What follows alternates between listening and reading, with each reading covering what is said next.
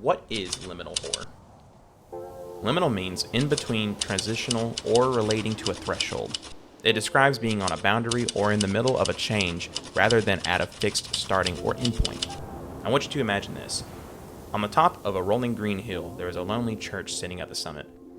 A cloudless sky right behind it, and almost nothing there, and the only thing you can hear is the howling whistle of the wind. Or this, for example, an empty indoor play place. Faded, artificial nostalgia. Plastic slides, primary colors, and carpeted playpens. Space is built for an endless noise and laughter, now sitting in complete dead silence, with no visible source of life at all. At its core, liminality is the uncomfortable feeling of being in between a place designed for transition or a memory frozen out of time. And while these spaces exist all around us in real world, horror games have tapped into something far deeper, the art of the uncanny. Hello, I'm Madman Mason, and today I want to talk about 4 liminal games that I think really captured the idea of what liminal horror is supposed to be. My goal is to emphasize that horror does not have to be related to dark and mysterious places or monsters or the paranormal, but more or less on what feels unsettling. Nothing that cries a cheap jump scare, but more or less something that invokes dread. If you're familiar with my channel, you know that I really invoke a lot of backrooms games and liminal games alike. And previously I uploaded a backrooms video where I broke down a couple of these games. And today we are going to stray away from backrooms in terms of that liminal subgenre and more or less just focusing on liminal in general. Couple things with this video that I would like to get out of the way. In my last video, a lot of people in the comments did end up correcting me on a lot of things, and I really appreciate those comments. People who corrected me on, lore, or people who corrected me on the origins of the games, and that's all well and good. I really appreciate those comments. In this video, I'm going to be showing clips. I'm going to be breaking down some of the lore and the story behind these games. I'm going to be ranking these games based on dread and what makes me feel like it is more akin to that liminal feeling and what setting that I am and the atmosphere that invokes. I'm only focusing on that scale in particular and maybe seeing if that's something that you guys want to be interested in playing yourself. At the same time, I'm going to be laying out maybe a little bit of the plot with the game, how I feel in terms of the atmosphere, and what really makes it liminal and what separates them from their own individual games. Not every game is going to be necessarily similar. A lot of it really is just walking simulators at the end of the day, but we're going to look at what really separates these games and what really makes them stand out. Make sure to subscribe and like, and if you would like more content like this, please let me know what you would like me to do next in the comments. You can join my Discord as well. Come talk to me. Come let me know about any other game that you would recommend that I should listen to, or if you need to correct me on anything. Let's go ahead and talk about the first game, Dreamcore Rabbit Hole. Rabbit Hole doesn't really invoke a lot of dark settings. It's more based around a colorful setting. It invokes old VCR footage and more shows it in a very bright aesthetic,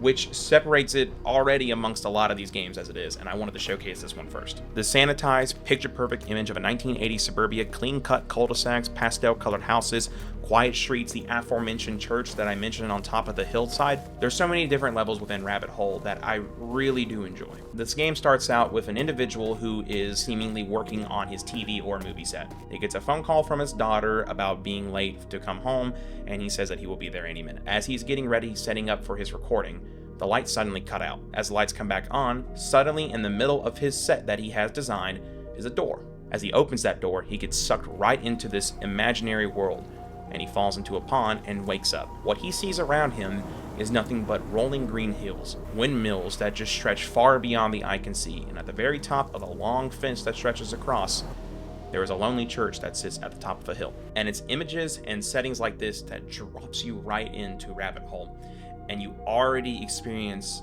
that different side of liminal that I think that I really enjoy the most. Something that's dark or creepy, but more or less based around familiarity. The familiar. The way that the entire game felt like you were in a VCR footage was very nice. At the same time, looking at all these buildings in the distance and all these random windmills that go out. Other levels when you're just walking on this giant staircase above clouds and they're cascading. There's one where you're in a basketball court and it's looping and you just have to keep scoring points the entire time. The horror more or less stems from the architecture that it makes. At one point, there's this giant spiral of suburban houses that you can go into, and it is the exact same house and car almost every time with just different colors here and there. And you have to walk up the entire thing. It is a very long, drawn-out process. But to get to levels that I really enjoy, it's the same door that the guy falls through. And the whole point of it being named Rabbit Hole is this person falls into a rabbit hole similar to that of Alice in Wonderland. He falls into a wonderland. something that doesn't feel real. I mean, I had such a good time playing this game because it felt so different from all the other ones that I played, and I can't emphasize that enough. The bright colors really make this feel different, like more of a dream and less like horror. But at the same time, it feels so eerie being in these surroundings because they're so far away that you can't reach them, and everything just looks the same and they go for infinite. There is a part that I don't understand if there are lore implications with it, but I don't necessarily want to focus too much on it. But when you get inside of the church on the top of the hillside, you are hearing a lot of wind and rustling, and you're walking through the grass, so you hear the footsteps. And when you get into the church, all of that just goes silent. You don't hear anything. It's just nothing, like an ambience that you can't describe. And then when you step out on the backside and going through the church, it goes back to the rustling wind. And maybe that's because, they're trying to invoke the setting of the wind the building blocking the wind when you get inside. But I don't know, it just feels a little bit different when I get in there, and it just sounds and just invokes something different within me. With that being said, I have to be a little bit honest about this game. For me, it doesn't really invoke as much dread because of, for instance, the colors. It just feels more or less like you're in, this wild dream. And it's not necessarily attributed to anything creepy. I will say, in Liminal Horror, sometimes having dark corridors or large things with like limited lighting, things like that, for example, that could be more of the sense of, I feel a sense of dread, and I feel like I'm getting lost, or I feel like something's watching me. I don't really get that in Dreamcore. So from a 1 to 10 scale, I would say I have to give the dread, really honestly, about a 5 out of 10. But do go check it out for yourself if you really want to see some crazy, crazy levels. While Dreamcore really evokes more of a nostalgic haze, the next game we talk about will take more of a different approach. I am talking about Liminal Shift. Released on June 24th, 2025 by Next Phase Studios, Liminal Shift is a unique atmospheric suspense game developed using the latest Unreal Engine 5 technologies, such as Lumen and Nanite.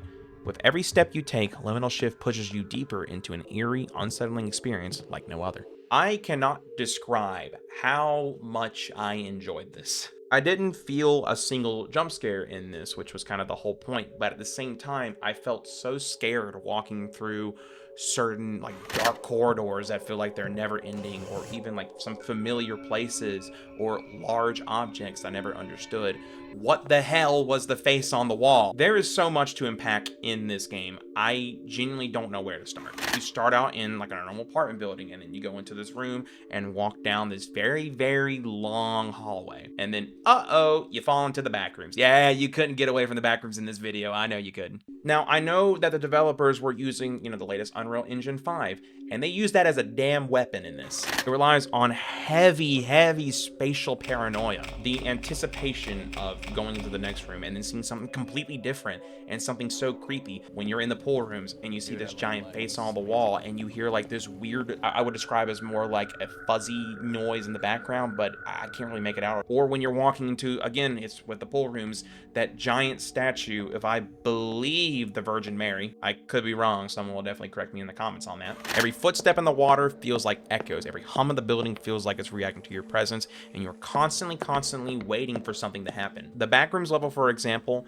when you exit out of it, there's this giant pit of just void, and you walk along these planks, and you don't really necessarily know where to go, and the sound from it feels so odd, like this weird spatial noise that you just can't quite make out. Dark corridors that you have to navigate through, and nothing's there to really get you.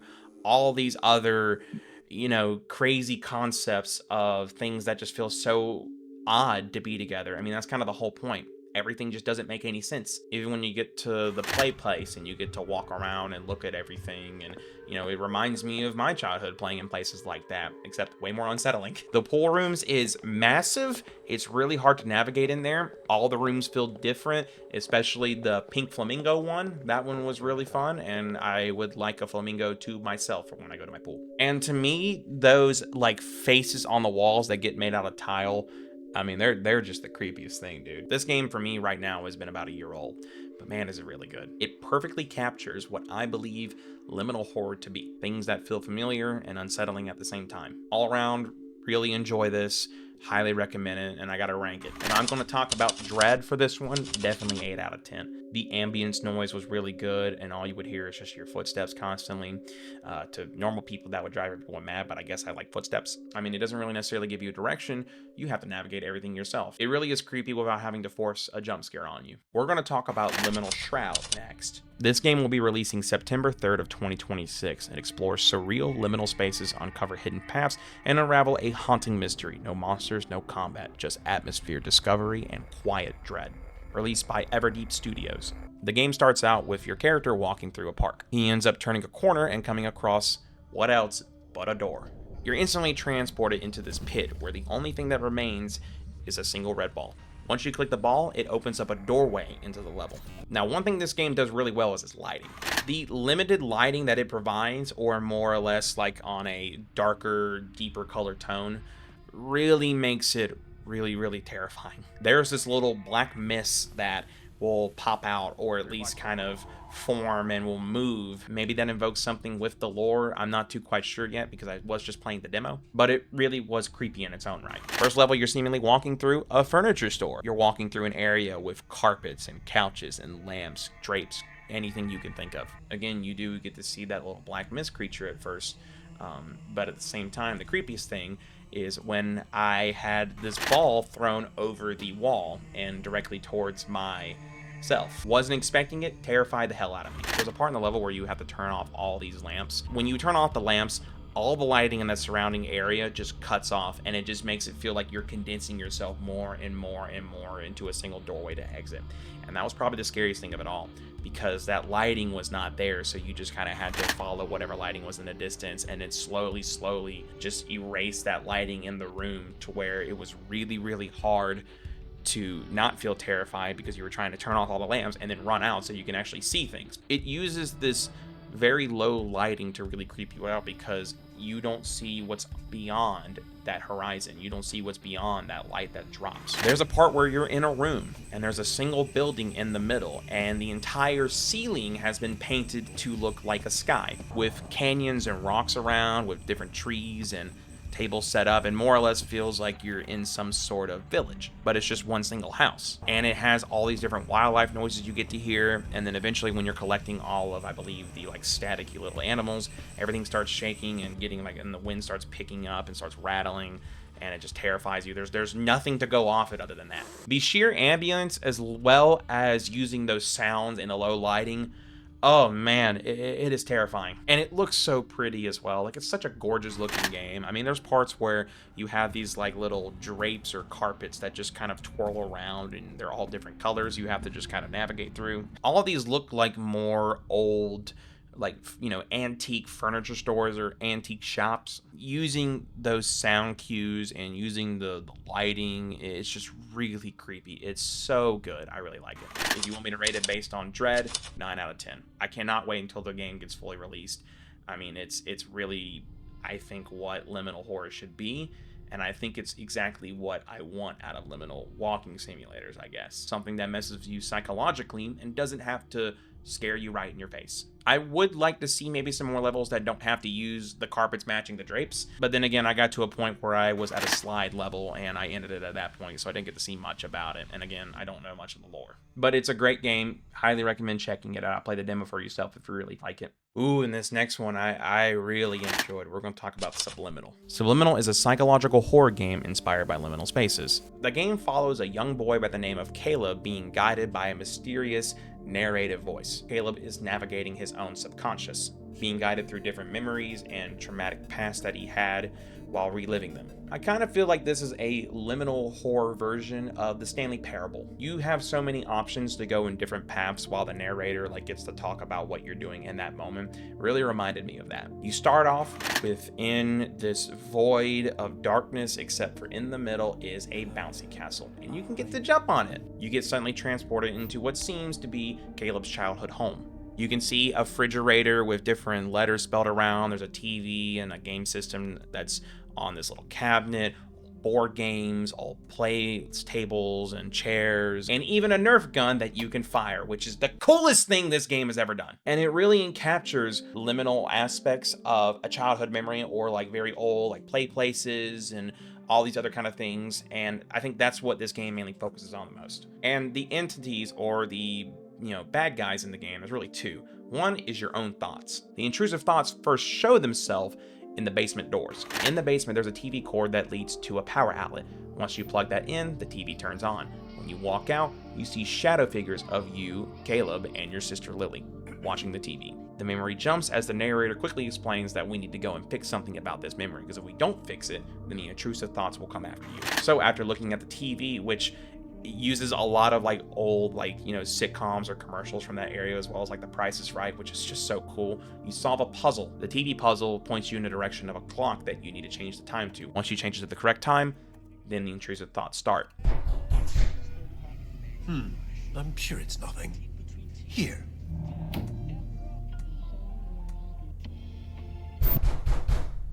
It seems we unfortunately don't have as much time as I'd hoped. We'll need to pop over to a different, happier memory rather soon. I imagine you're feeling a bit unsettled. But please don't worry. These knocks are just little intrusive thoughts. They're not real in any capacity, only little flickers of our imagination. And it looks like we're going to play a little precautionary game.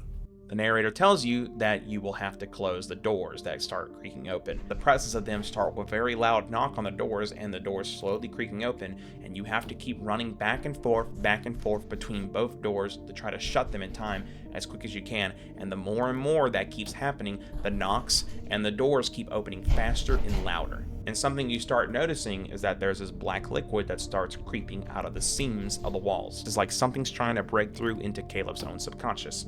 The next level you enter after you leave the basement is the waterworks level. The waterworks level is just a huge indoor water park full of pools and slides. Going through the waterworks area, you'll see that there are certain areas that are blocked off from you from entering. You're also given this device, which is a memory meter, and at the bottom is the conscious will be heard talking about the rot in front of the player. After going to the green slide, you go into the storage area of the level. This is where a lot of puzzle solving is going to come into play, where you have to move some lights around and open into the next path. After the waterworks level, you lead into the childhood memories. The childhood memories consist of party-themed childhood playground areas and slides and anything else that would be reminiscent of a child's play place. And in the play place is where I think it shines the most. The foam bricks, the slides, the little like tic-tac-toe boards you get to see, you have to go and crawl through these different areas in the play place to do certain mini games that require in the game to progress. One by shooting little foam blocks inside of this giant capture area, or playing the tic-tac-toe boards like I previously mentioned, or sliding on the slide, and that unlocks the next part of what you need to do. And the entire area of the play place and all these other different settings that it offers, man, it is so well done. And it specifically looks good when they use Unreal Engine 5. I think that it does a fantastic job in invoking liminal horror to its finest while still creeping you out of the slightest. Now when you get to the play place, there is an entity. That entity is Smile. The Smile entity is the main antagonist throughout the entire story. He's like a big humanoid monster with like a gray smile face and these glowing white eyes. Oh, he's really creepy. I think a big theory that I found online about this, or entity being Smile, is that this is actually Caleb's own bad memories manifesting itself into a humanoid form that's out to overtake the good memories that Caleb's had. It is a wonderful, wonderful game. I love the story in it. It's so well told. I think it emphasizes on that story so well. In terms of Liminal, like I said, there were parts in it that I didn't really feel as much dread as I was really hoping for, because I was mainly more focusing on the story as well as building up to what I was doing. Not to say that it wasn't there. It absolutely was there. If I'm going to give Dread out of 10, I'm going to give it a 7 out of 10. It is really scary. It invokes a lot of that horror that I really like, especially like the limited lighting that I really enjoy, the grand scale of the play place. It more or less focuses on the childhood memories of the liminal side that I think gets delved on not as often. I just really enjoy the narrative of Subliminal, and I think that it does a great job invoking liminal horror to what it is, right? The looping hallways, the really creepy like big areas like the water park or the play place. Like it does a really good job of that. I'm not going to rank these games based on one another.